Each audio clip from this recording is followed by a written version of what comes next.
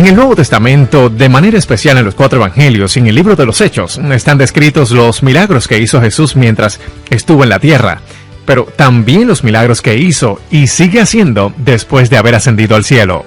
En el Nuevo Testamento tenemos la historia de Simón Pedro, puesto en prisión por el malvado Herodes. Y un ángel se aparece en la cárcel y le dice a Simón Pedro que se levante y se vista. Y no es que se escapan sigilosamente. Salen de esa prisión en forma impresionante. Los cerrojos y cadenas cayeron, las pesadas puertas se abrieron y salieron fuera de la prisión. Es interesante el notar que, de acuerdo a la narración bíblica, Pedro tuvo más dificultad entrando en el lugar en donde los otros discípulos estaban orando por su libertad que saliendo de la cárcel. Increíbles, hermosas y verídicas historias, ¿verdad?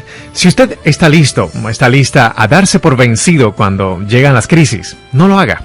Más bien ponga en práctica los siguientes 3 principios en este programa del amor que vale. Hoy el Dr. Adrián Rogers, en la voz del pastor Lenín de Llanón, compartirá con todos nosotros la primera parte de su estudio bíblico, Cuando parece que la fe fracasa. Por favor, en sus Biblias en el Nuevo Testamento, busque el libro de Hebreos, capítulo 11. Recuerde que estamos hablando de la fe en esta serie de mensajes sobre los campeones de la fe. Usted no puede vivir la vida cristiana sin tener fe. Y la Biblia dice claramente que vivimos por fe. Pablo, cuando les escribió a los creyentes en Roma, les dijo, «Mas el justo por la fe vivirá». El mismo Señor Jesucristo dijo que, de acuerdo a nuestra fe, nos será hecho. Y el escritor de Hebreos asegura que sin fe es imposible agradar a Dios. Así que no solo necesitamos poseer fe, sino que necesitamos una fe que nos posea a nosotros. Pero, ¿qué sucede algunas veces cuando parece que la fe fracasa? Por ejemplo, supongamos que vamos a tener un programa al aire libre y oramos para que Dios nos dé un hermoso día y no hemos ni terminado de orar cuando cae una fuerte lluvia. ¿Le ha sucedido eso alguna vez? Las jovencitas oran, «Señor, quiero casarme con fulano de tal. Te pido que me lo des por esposo». Y aunque esa oración es honesta, él termina casándose con la mejor amiga de ella. O hablando de algo más serio, a veces usted tiene una persona amada que está muy enferma. Puede ser su cónyuge, o sus hijos, o sus padres, o sus abuelos. Y usted pide sinceramente a Dios por la salud de esa persona, pero no se ve ninguna mejoría. Antes, por el contrario, cada día va empeorando su situación de salud hasta que finalmente esa persona muere. Y tratamos de creer, tratamos de confiar, pero pareciera que la fe ha fallado. Y estamos listos a tirar la toalla y decimos, ¿para qué insistir? Esto no sirve para nada. ¿Ha experimentado usted alguna vez una situación así? ¿No? Bueno, mi amigo, no se preocupe, ya le llegará su turno. Llegará el momento cuando la respuesta no sea exactamente la que esperábamos. Algunas veces las pruebas, las tentaciones, las tribulaciones, los desengaños, las lágrimas, los temores llegan y parece que la fe no sirve para evitarlos. Ahora, escúcheme con atención. El capítulo 11 de Hebreos fue escrito precisamente para aquellos que estaban listos a dejarlo todo, a darse por vencidos, a tirar la toalla. Muchos habían estado sirviendo al Señor y habían sido perseguidos en gran manera, y ellos tuvieron que aprender a aguantar. Hebreos 11 es un capítulo que pone de relieve las increíbles victorias de la fe. Busque Hebreos 11:32. ¿Y qué más digo? Porque el tiempo me faltaría contando de Gedeón, de Barak, de Sansón, de Jefté, así como de Samuel y de los profetas. Ahora, ponga atención a lo que dicen los siguientes versículos. Que por fe Conquistaron reinos, hicieron justicia, alcanzaron promesas, taparon bocas de leones, apagaron fuegos impetuosos, evitaron filo de espada, sacaron fuerzas de debilidad, se hicieron fuertes en batallas, pusieron en fuga ejércitos extranjeros. Las mujeres recibieron sus muertos mediante resurrección. Y si esta lista terminara aquí, creo que todos diríamos, esa es la clase de vida que quiero tener. Pero los siguientes versículos ni siquiera los consideramos. Escuche, mas otros fueron atormentados, no aceptando el rescate, a fin de obtener mejor resurrección. Otros experimentaron vituperios y azotes. Y a más de esto, prisiones y cárceles.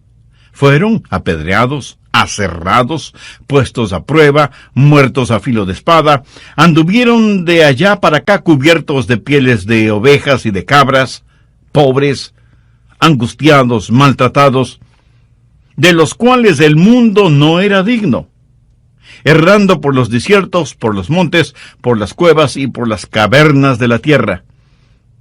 Y alguien estará pensando, bueno, algo debió estar mal con ellos. Seguramente no tuvieron fe. No, mi amigo, nada de eso. Mire lo que dice el verso 39. Y todos estos, aunque alcanzaron buen testimonio mediante la fe, no recibieron lo prometido. Es como si Dios dijera que recibieron calificación de 10 sobre 10. ¿Cómo lo lograron? Por fe. ¿Lograron escapar de todas esas tribulaciones?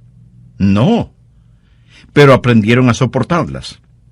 Algunos escaparon, otros aguantaron por fe, pero todos tuvieron fe, aunque algunas veces parece que la fe fracasa. Quiero compartir con usted 3 cosas para que tenga una fe madura. Mucha gente tiene una fe superficial y supersticiosa, en vez de tener una fe espiritual fuerte y bíblica. Así que si usted está listo o lista a darse por vencido cuando llegan las crisis, no lo haga. Más bien ponga atención y ponga en práctica los siguientes 3 principios. Primero, una fe madura cree en el poder sobrenatural de Dios. Eso sencillamente significa que si Dios no lo hace, no es porque no pueda hacerlo. Hebreos 11, los versos del 32 al 35, es una lista de las cosas sobrenaturales efectuadas por Dios. Y muchas de esas historias bíblicas las conocemos desde niños. Por ejemplo, Daniel en el pozo de los leones. ¿Lo recuerda? Le dijeron a Daniel que no orara a su Dios, pero él lo siguió haciendo y terminó siendo lanzado al pozo de los leones. Pero Dios les quitó el apetito a los leones, y más bien la melena de los leones le sirvieron de suave almohada a Daniel. Pero esto no es un cuento de hadas, son historias verídicas. ¿Y qué de Sadrach, Mesach y Abednego? Les dijeron que debían adorar a un ídolo pagano, o que los echarían en un horno ardiendo. Ellos se negaron a adorar al ídolo, y los echaron al fuego. Ellos no claudicaron. Ellos no se arrodillaron. Y ellos no se quemaron. Y cuando el rey miró el horno, dijo, pensé que habíamos echado 3 hombres al fuego, pero veo a 4. Y el cuarto es semejante a hijo de los dioses. Era Jesús que estuvo con esos 3 jóvenes, y cuando salieron del horno, dice la Biblia, sus ropas no tenían ni siquiera el olor del humo, y ni uno solo de sus cabellos se había quemado.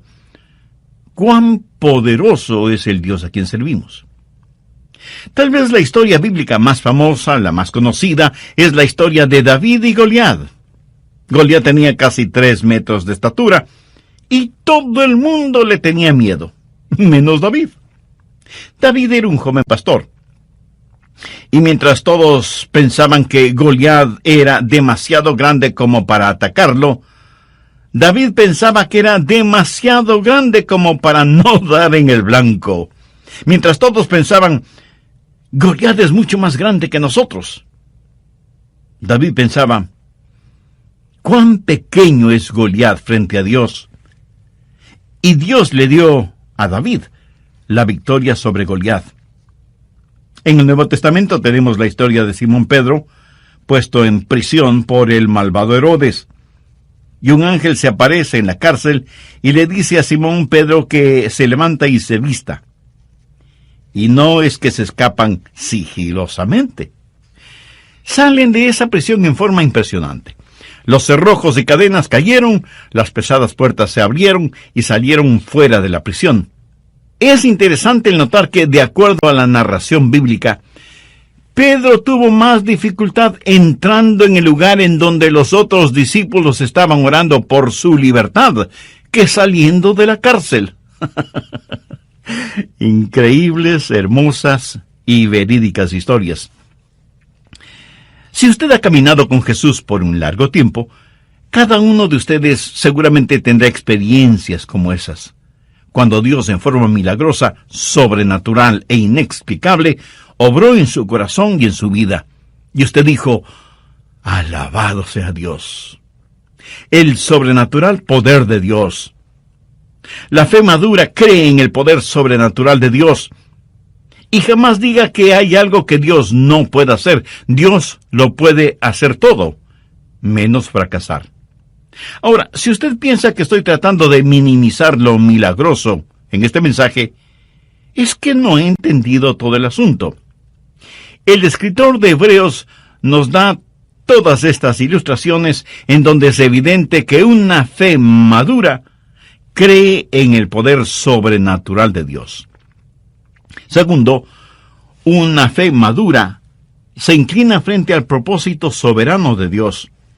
No solo está el poder sobrenatural de Dios, sino también el propósito soberano de Dios. Oh sí, a veces los caminos de Dios son misteriosos, pero eso no significa que sean inciertos o débiles. Hebreos 11:37 dice que algunos de los campeones de la fe fueron apedreados. Zacarías, el profeta, fue apedreado hasta morir. Lo mismo sucedió con Esteban. Cuando Simón Pedro, lleno del Espíritu Santo, predicó, como 3,000 almas se salvaron. Cuando Esteban, lleno del Espíritu Santo, predicó, a lo mejor 3,000 piedras le cayeron encima, hasta matarlo. Hombres llenos del Espíritu Santo, campeones de la fe. Otros fueron aserrados. Seguramente se refiere a Isaías, quien, según la tradición, fue puesto en el tronco hueco de un árbol por orden del rey Manasés, quien odiaba al profeta, y ese árbol fue cortado con un serrucho. El rey pensó que así se burlaba del profeta de Dios.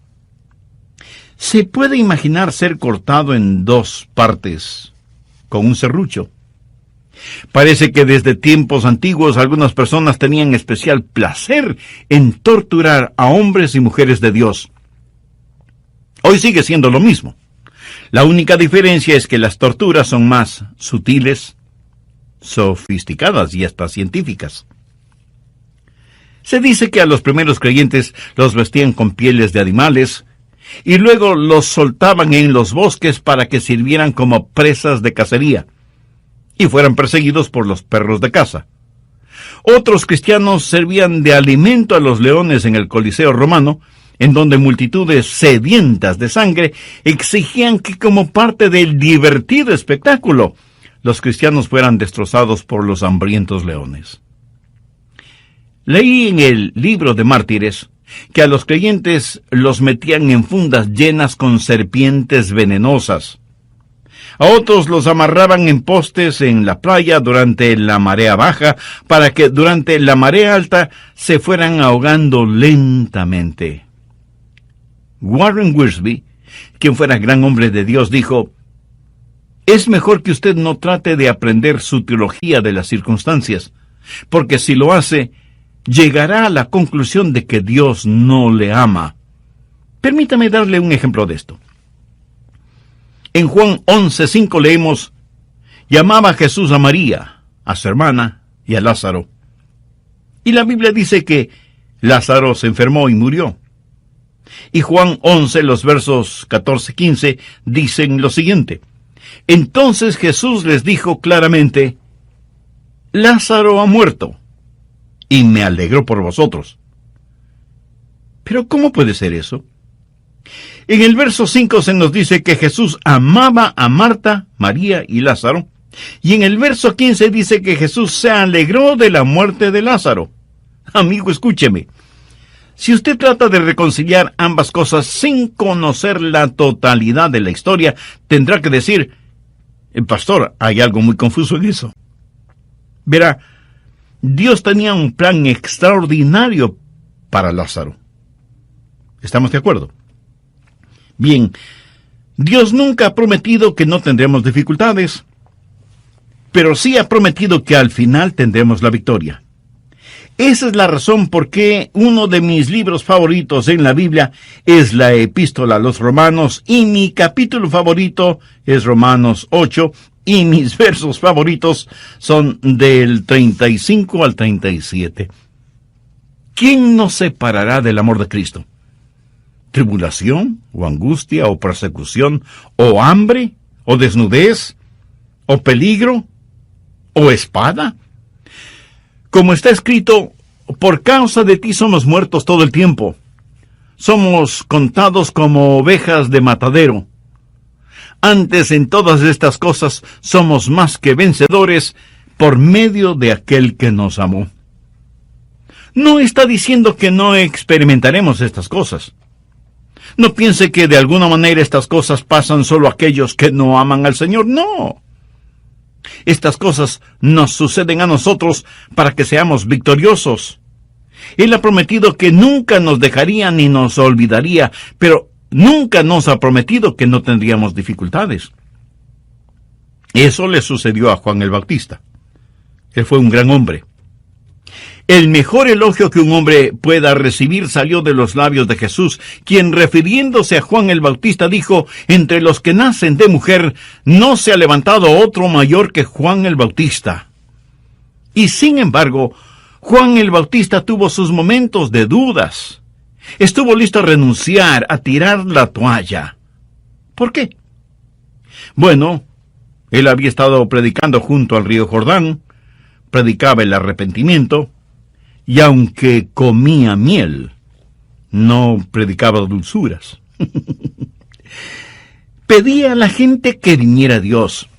Era el heraldo de Jesucristo, predicando al aire libre, llamando al pecado, pecado. Y por eso lo metieron en la cárcel. Se puede imaginar a este profeta que amaba el aire libre, encerrado en un frío y fétido calabozo. Y pronto le cortarían la cabeza. Él había estado predicando de un Cristo victorioso, de uno que bautizaría con el Espíritu Santo y fuego, del Mesías prometido.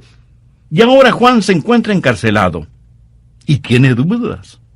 Y piensa, si Jesús puede sanar a los enfermos y resucitar a los muertos, ¿por qué no me saca de esta prisión? Y envía algunos mensajeros a Jesús para que le pregunten si él era en verdad el Mesías, o debían esperar a otra persona. Déjeme decirle algo muy importante ahora mismo. Nunca confunde el momento con el hombre. Juan el Bautista tuvo su momento de duda.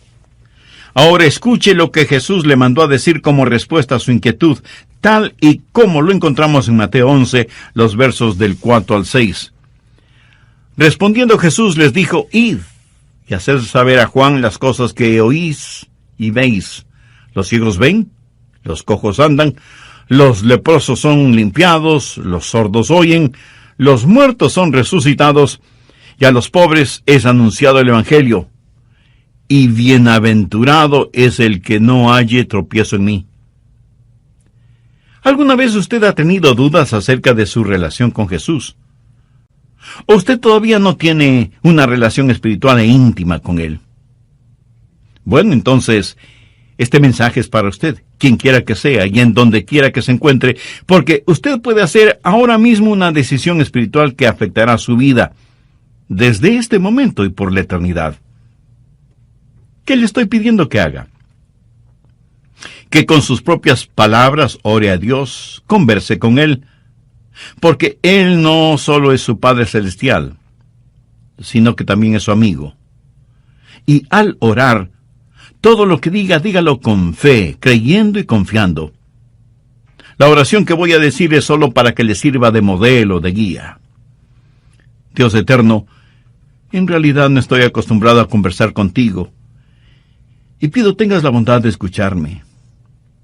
Sé que soy pecador, y que mis pecados merecen tu justo juicio, pero vengo a ti buscando gracia y misericordia, por los méritos de tu amado Hijo Jesucristo.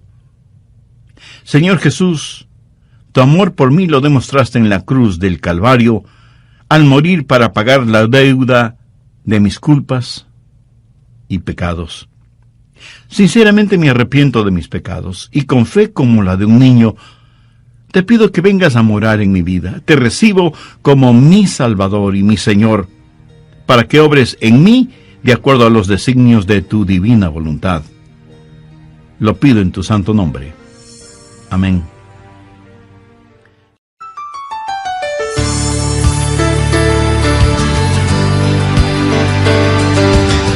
¿Se enoja usted con Dios a menudo? ¿Alguna vez le ha dado resultados positivos el enojarse con Dios? Si no es así, ¿por qué se enoja con Dios? Usted es quien pierde, no Dios. ¿Está usted listo a rendirse porque Dios no hace lo que usted le ha pedido que haga? ¿Vacila usted en su fe porque Dios se demora demasiado en contestarle? ¿Siente que a veces su fe fracasa? Entonces, es mejor que tenga una cláusula de excepción en su fe. Eso no quiere decir que su fe sea débil, sino dubitativa. Cuando usted posee una fe firme y fuerte, una fe a prueba de todo, usted podrá decir con toda confianza y seguridad: Dios, sé que todo lo puedes hacer, pero si no lo quieres hacer, yo de todas maneras te voy a servir. Algunas veces no entendemos por qué Dios hace ciertas cosas y otras veces no. Pero de lo que estoy hablando es de una fe madura que se arrodilla frente al propósito soberano de Dios. Parece que muchas veces estamos esperando demasiado de la vida, pero no esperamos lo suficiente de Dios. Medimos la vida en términos de comer, de beber, divertirse, en nuestro énfasis en lo material, no en lo espiritual. Amigos, sean bienvenidos a otro programa de El Amor que Vale. Hoy el Dr. Adrián Rogers, en la voz del pastor Lenín de Llanón, nos presenta la segunda parte de su estudio bíblico, Cuando parece que la fe fracasa. Si usted ha orado y le ha pedido a Dios un milagro para usted, y Él no se lo ha otorgado, no es porque Dios no pueda hacerlo, o porque Él tenga limitaciones, o porque no le ame. Y no se enoje con Dios, ni se sienta ofendido. Alguien con mucha sabiduría dijo alguna vez lo siguiente: fe no es tanto en recibir de Dios lo que queremos, sino más bien aceptar de Dios lo que Él quiera darnos o quiera permitirnos. Eso es fe. En caso de que no suceda, usted necesita tener en su fe una cláusula que diga: si no lo recibe, agradézcale a Dios, porque Él sabe mucho mejor que usted lo que le conviene. ¿Se acuerda de la historia de Sadrach, Mesach y Abednego? El rey les dijo: si ustedes no se arrodillan delante de la imagen, serán lanzados al horno de fuego. ¿Qué me responden? Y la respuesta de ellos la encontramos en Daniel capítulo 3, los versos 16 al 18. Sadrach, Mesach y Abednego respondieron al rey Nabucodonosor, diciendo: no es necesario que te respondamos sobre este asunto.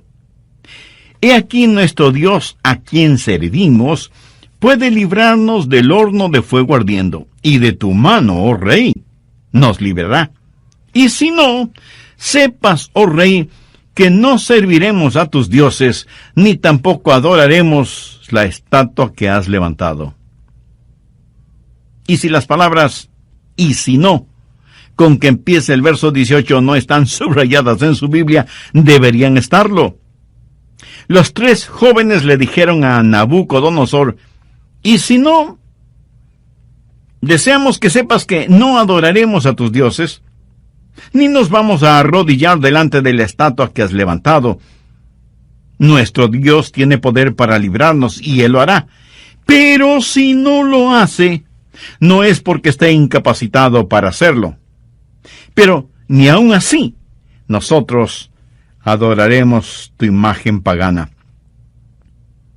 Esos jóvenes tenían una fe sólida. No tuvieron necesidad de algunas reuniones para decidir qué hacer. Tenían una fe segura, tan segura, que ni aun ante la amenaza de que serían quemados en el fuego, cambiaron de manera de pensar. El mensaje de ellos al rey fue: Dios es capaz. Pero sabemos que si Él no lo hace, eso de ninguna manera cambiará nuestra convicción y nuestra fidelidad hacia Él. Veamos otro ejemplo. Cuando el malvado rey Herodes puso a Simón Pedro en prisión, todos pensaron que él lo mataría, como mató a Santiago. Pero Dios, en forma milagrosa, liberó a Pedro de la prisión. Y surge una pregunta muy lógica. ¿Por qué Dios permitió que Herodes matara a Santiago, pero no a Simón Pedro? Santiago fue malo y Pedro fue bueno. ¿Amaba Dios más a Pedro que a Santiago? Por si no lo ha descubierto todavía, permítame decirle algo al respecto. Dios tiene un soberano propósito en la vida. La verdadera pregunta es: ¿está usted dejando que Dios sea Dios?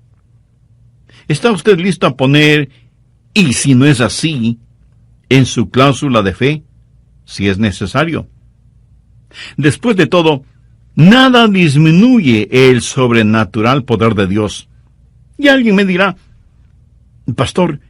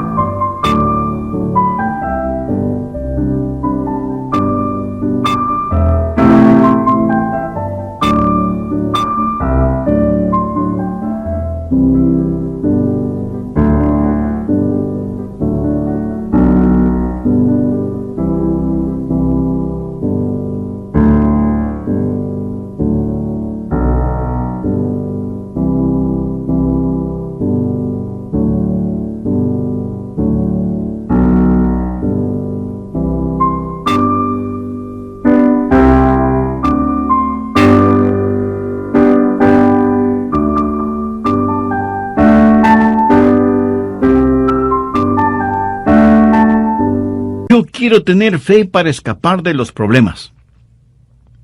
Bueno, espero que la tenga. Pero si no es así, ¿tiene fe para soportar las pruebas? Deseo que usted tenga una fe que sane, pero si no es así, ¿seguiría alabando y adorando a Dios aún estando enfermo?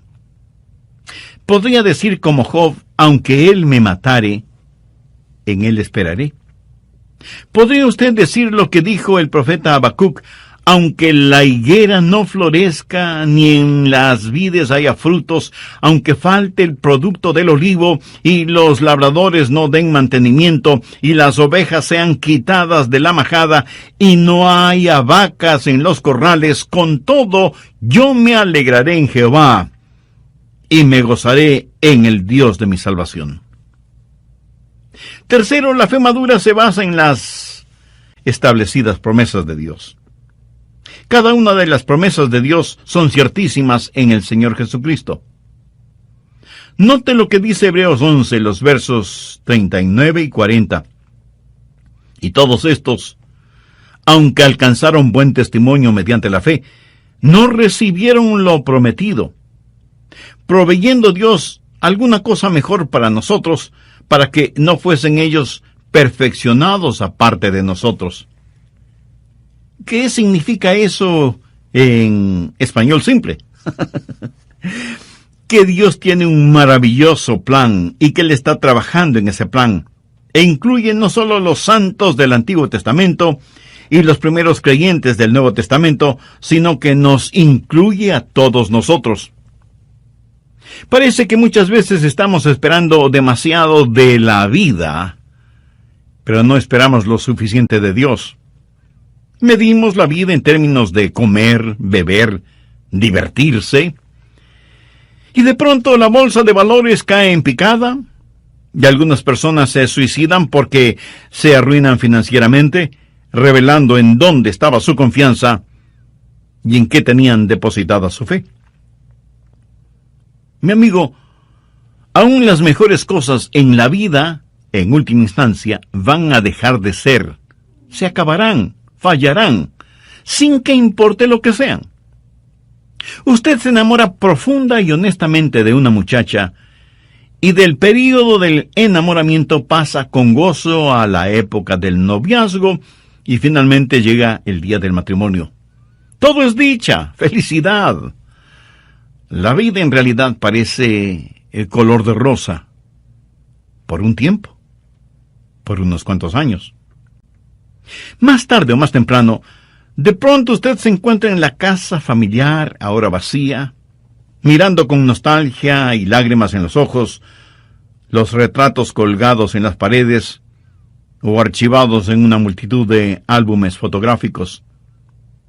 La vida es tan breve y pasajera, y si usted está esperando todo en esta vida, no quiero desilusionarle, pero no lo va a conseguir porque siempre le faltará algo. Usted necesita descansar en las grandes y eternas promesas de Dios. Y si las cosas como que se le vuelven de cabeza y usted pierde todo su dinero, recuerde que de todas maneras, eso no es su más grande tesoro. Si usted nunca llega a ser conocido y famoso, lo que en realidad cuenta es lo que Dios piensa de usted.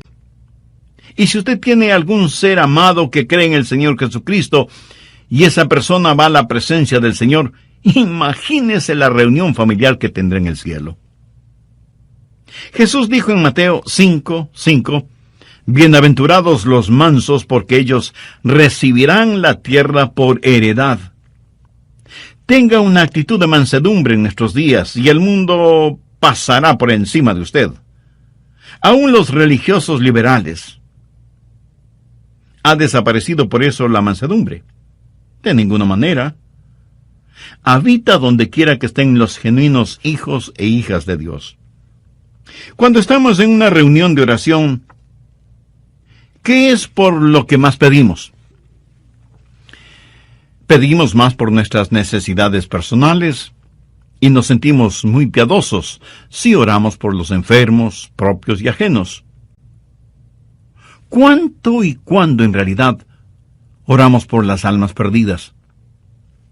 Parece que tenemos más interés en mantener a los santos en el cielo que ayudar a los pecadores a que no se vayan al infierno. En Juan 17, verso 24, encontramos estas extraordinarias palabras de Jesús. Padre, aquellos que me has dado quiero que donde yo estoy, también ellos estén conmigo, para que vean mi gloria que me has dado. La iglesia es la novia de Cristo. ¿No cree usted que el novio quiere tener con él a su novia? Pablo, escribiendo a los filipenses, les confesó, porque para mí el vivir es Cristo, y el morir es ganancia. A veces nosotros ponemos las cosas al revés.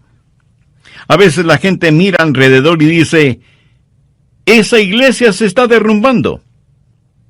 Y no se refieren a los daños físicos en el edificio, sino a su testimonio espiritual. Pero claro, muchos ignoran las palabras de Jesús. Edificaré mi iglesia, y las puertas del Hades no prevalecerán contra ella. Amén. La genuina iglesia del Señor Jesucristo no está muerta, porque las promesas de Dios son ciertas. He hablado del sobrenatural poder de Dios, del soberano propósito de Dios y de las seguras promesas de Dios. Antes de finalizar, quiero leer una carta que nos envió una hermana en Cristo que escucha este programa radial. Ella recibió esta carta como herencia. Es una de las más conmovedoras y punzantes cartas que he recibido. Dice así: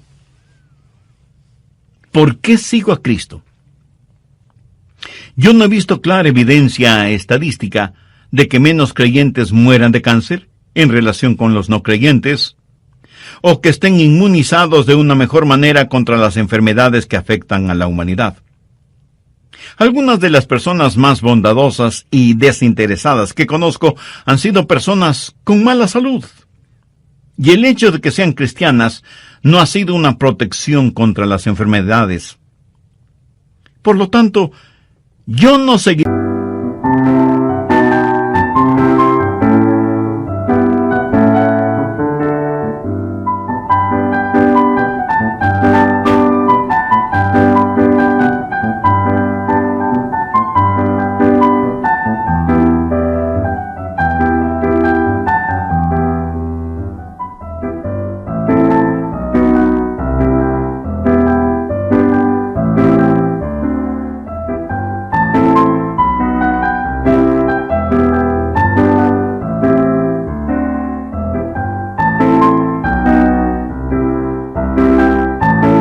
A Cristo por promesas de buena salud, aunque tampoco voy a discutir o a negar la evidencia de salud restaurada. Me regocijaré en cada recuperación física de lo que parecía una amenaza de muerte sin esperanza.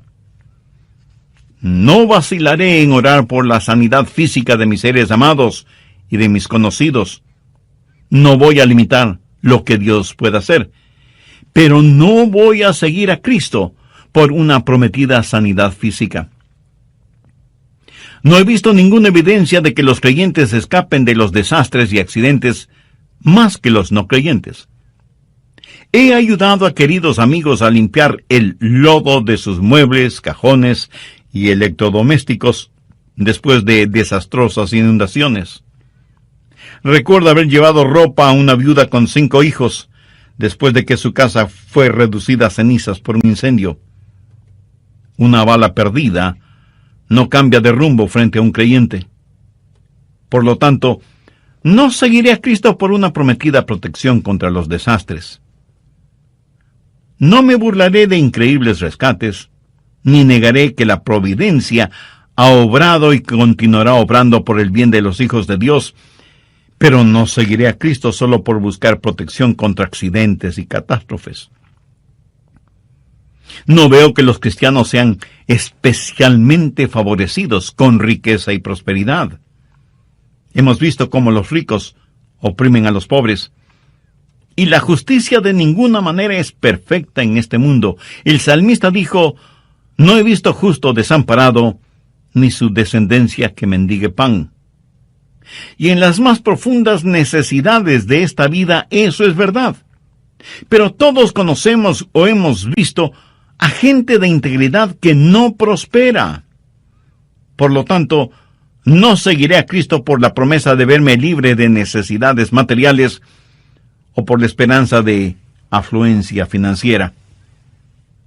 No estoy seguro de que los cristianos tengan fuertes personalidades o padezcan menos neurosis que los no cristianos. Pero sí sé que no hay amargura más intensa que la amargura religiosa, ni arrogancia más insufrible que la arrogancia religiosa. He visto a creyentes sufrir incapacidades mentales y emocionales, y aunque pueda parecer herético, no estoy seguro que yo estaría gozoso de vivir en la misma casa con los apóstoles Pedro o Pablo. Dios quiere que la mente de Cristo sea formada en nosotros, y no tengo ninguna duda que las actitudes y acciones cristianas serán mejoradas por la clase de cristianismo que cada uno practica, pero no seguiré a Cristo por una promesa de tener una personalidad encantadora o en busca de popularidad. ¿Por qué entonces sigo a Cristo? ¿Por qué ser un discípulo de Jesús cuando eso puede complicarnos la vida tal y como Él mismo lo advirtió? Yo le sigo por una sencilla razón. En Jesús vemos el rostro de Dios. Él es la verdad, la eterna verdad, Dios encarnado.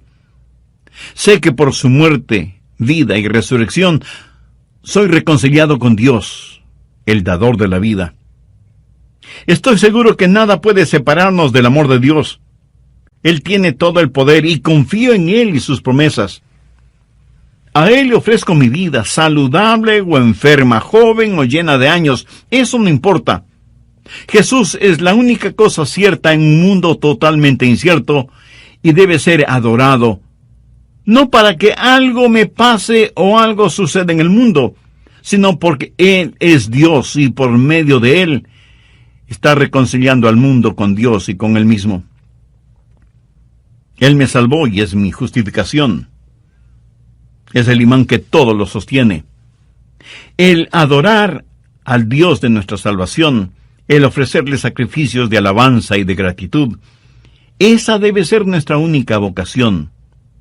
Y le ofrecemos nuestras vidas a Dios no para ser saludables, ricos o sabios, ni siquiera para tener la fortaleza para realizar grandes cosas por Él, sino porque únicamente Él tiene derecho sobre nosotros.